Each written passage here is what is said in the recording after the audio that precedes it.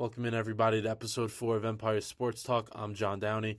I hope everyone out there is doing well and enjoying life, because that's what it's all about.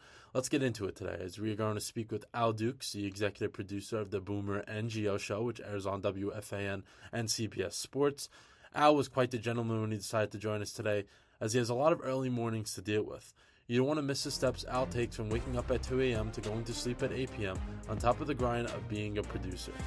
So I know you're the executive producer with Boomer and Gio. So this is someone, like, I haven't really talked to anyone that's in your position yet. So I thought it would be perfect, because I want to learn different positions. And I know there's people that are watching that would like to do the same. So Sure. can you take me through like your typical day of being the executive producer of a morning show like that? Sure. So for me, my day normally starts the afternoon before.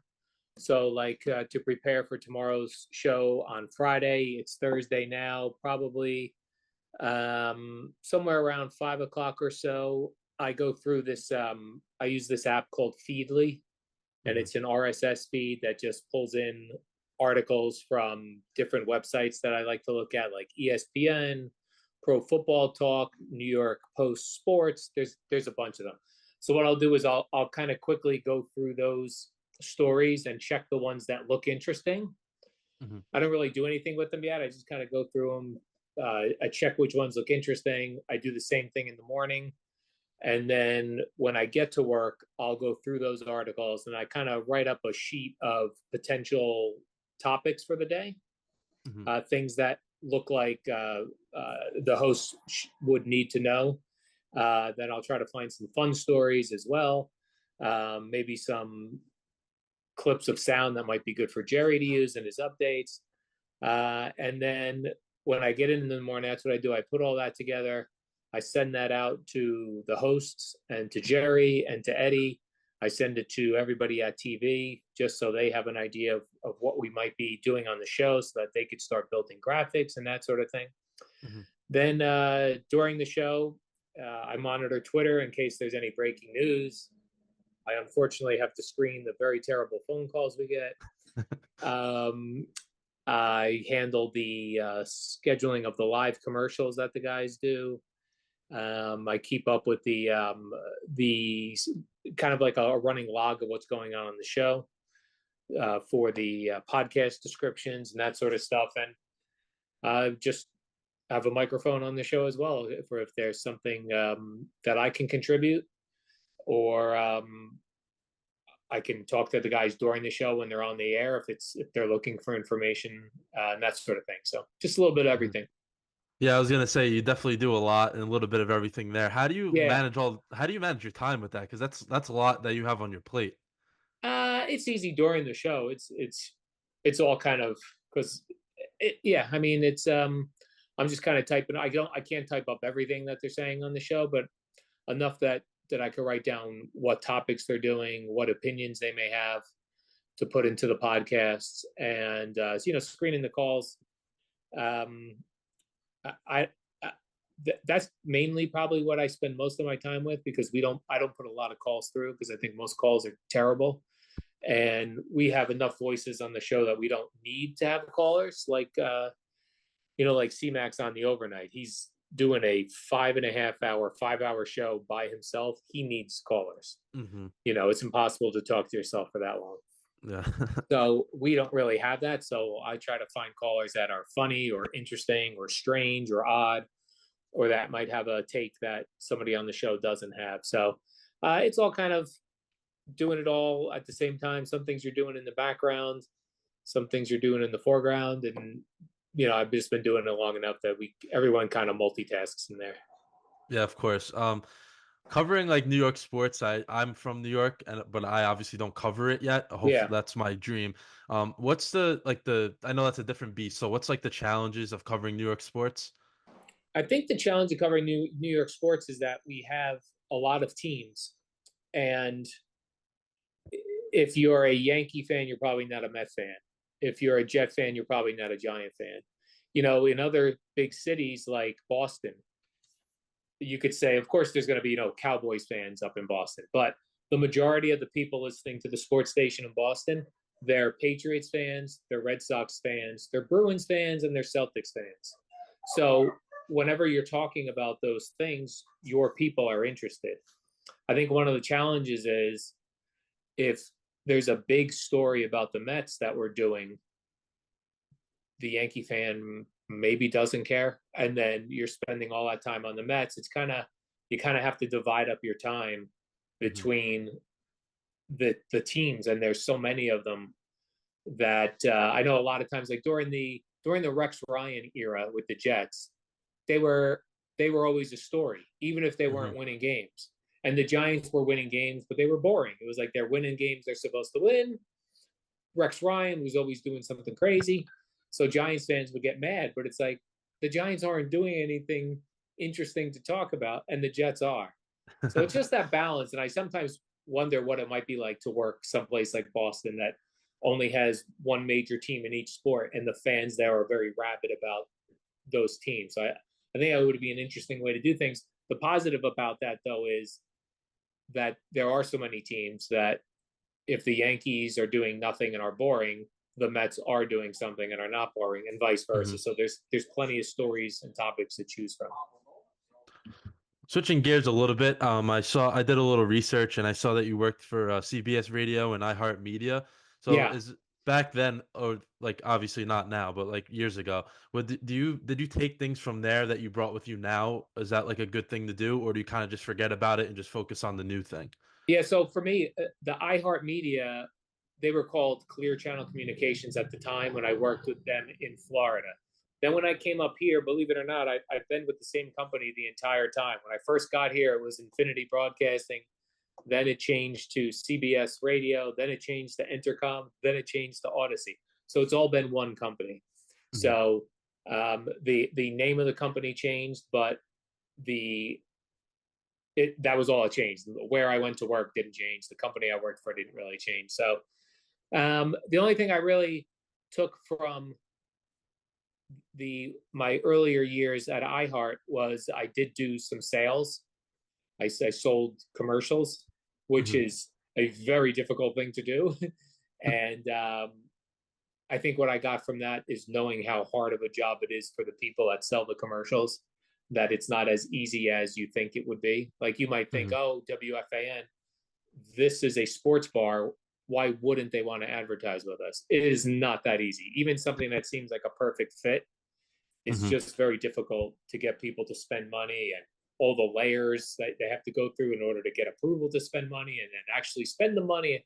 Like that, there's so much more that goes into that that I would have never had any idea had I not tried doing that. And I was terrible at it. So staying with that a little bit. So I have a podcast of my own and I host it obviously, but I'm not too familiar with like the other roles.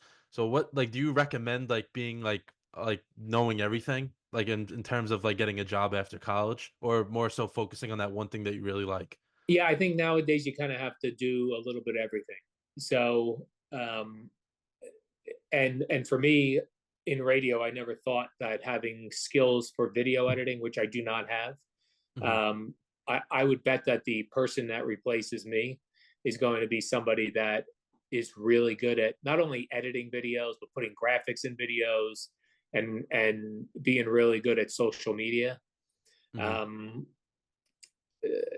and audio editing for sure, and just being a I think the biggest part of this job, it kind of is just being a resource for the hosts of the show, and just really being up on everything so that if they have a question or need something quick, that you might be able to provide that to them during the show. But yeah, I mean, I don't think you can concentrate on one job now. Hmm. Yeah, it's something my teacher's always been telling me, like for like our podcast, everyone kind of just work together and get that teamwork. So Yeah, you really think that's like if you don't have the teamwork, especially like on the show, like it's not gonna work, right? yeah, it's not going to work. So much of it is chemistry of the guys on the show. I worked with the same guys, Boomer, Eddie, Jerry, with Craig for 10 years. And Hmm. then Gio came in, and now we've been together almost 7 years. So, yeah, when you've worked with the same people for a long time, you kind of, we don't do a lot of meetings or prep work. Like we all do our own individual thing, Hmm. and we all bring it to that show that day. and it all just kind of comes together live on the air. But that's because we worked together for so long. Right. Another thing here, I know you talked about how you guys are also on CBS and of course the radio. So is there any differences like in terms of like producing it, or is that something kind of just that I just don't know? Yeah, I would say that. So the only thing I do different for television is I send them the kind of sports topics that we're probably going to cover, Hmm. and that gives them a heads up to start building graphics and visuals for television. Clips from the games. Now, it's obvious. A lot of the stuff is obvious, right? So tonight the Ravens and the Bengals play. We're Hmm. clearly going to bring that up tomorrow. So I don't need to tell them that. Like they're going to know that. They're going to know the games that are going on. But I like to give them a heads up if we're going to do something that's not obvious, so that they can get graphics and information for that. But other than that, kind of TV just follows us live on the air. Yeah. Eddie deals with TV a lot more than I do, because Eddie has to time out the commercial breaks with them. Hmm. So when we go to break, they go to break, but it doesn't always time out. We may have 6 minutes of commercials. They may have 4 minutes of commercials. So then they're going to need to fill 2 minutes with, sometimes they use a clip of me and Jerry from the warm up show. Sometimes they'll use a 2 minute clip from the show from the day before. So Eddie Hmm. really deals with TV. Other than that, TV really follows the radio show, and they're very non-intrusive. You know, That's they're good. they're That's yeah. they're not even in our building. They're in another Hmm. part of New York City. So they Hmm. just have robotic cameras, and they never get in the way of anything, really. They just follow us. Hmm. That's perfect. Yeah. Another thing is, I don't know, many people don't know, but you guys start at 6 a.m. So that I Yeah. think is another thing because I start at 10 a.m. and I'm kind of tired getting ready to start. Oh yeah. So like how do you do that? Like because it's 5 days a week. I'm only doing it one day a week, so it's Yeah. definitely something. Yeah. It's something, all right. So Jerry and I go on the air at 5 a.m. Well, So my alarm will go off at 2 a.m. Yeah. So my alarm will tomorrow morning go off at 2 a.m. From 2 to 2:30, while I'm eating breakfast, I will go through those news feeds that I was telling you about. hmm. Then I leave my house at like 3 o'clock, get in about a little after 4. Um, Go through from 4 to 5. Really, I will go through any like the detailed highlight package of football games, baseball games, because getting up at 2 a.m. unfortunately for me means that I'm not watching the Thursday night football game. Hmm. That's just not possible. Yeah. But nowadays, there's like the YouTube package, highlight package, that'll be like 12 minutes long. That is very detailed, Hmm. but you can consume that full game in 12 minutes. And yeah, read a couple articles, what went on. So I'll do that and go through social media. I like to go through Twitter before 5 o'clock as well, just to see what from the games last night are people focusing on. What are they locking in on? Was there something crazy that happened?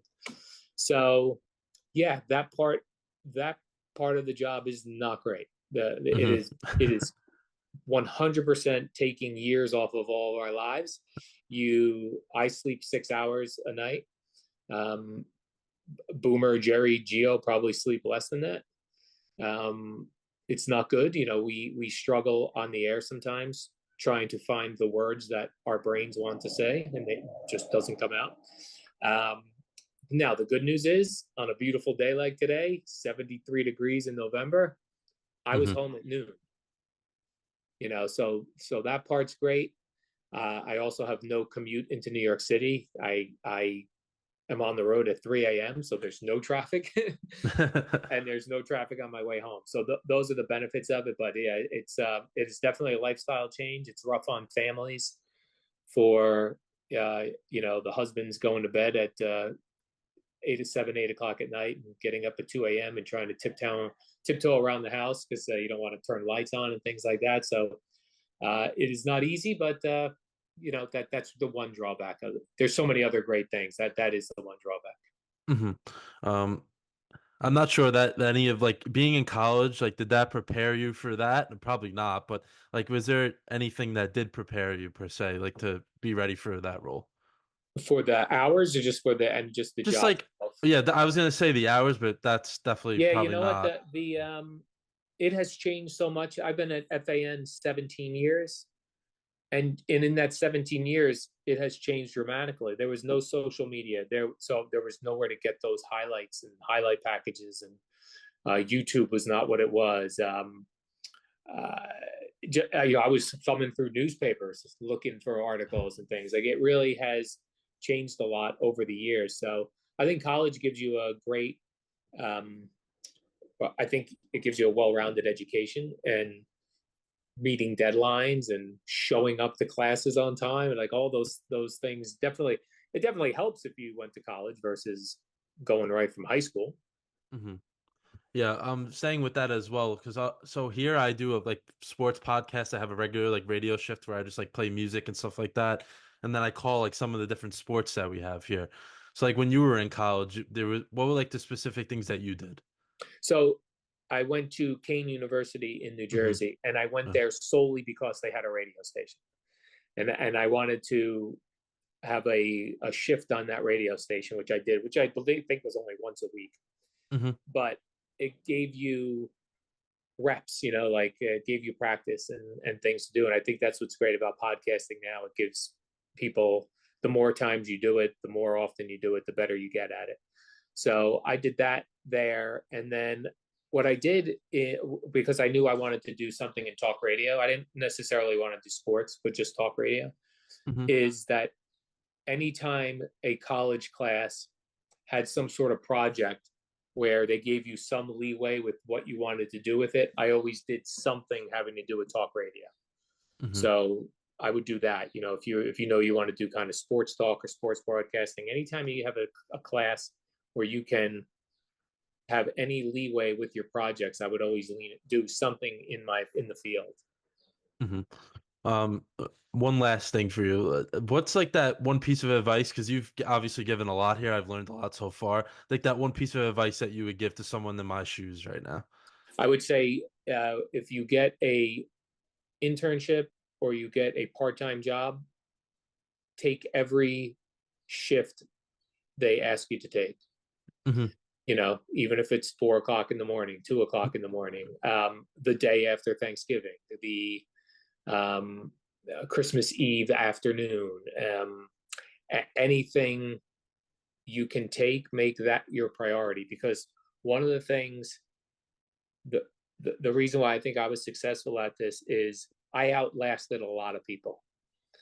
So there may have been people more talented than me, but I outlasted them. I knew I was not going to make a lot of money for a number of years.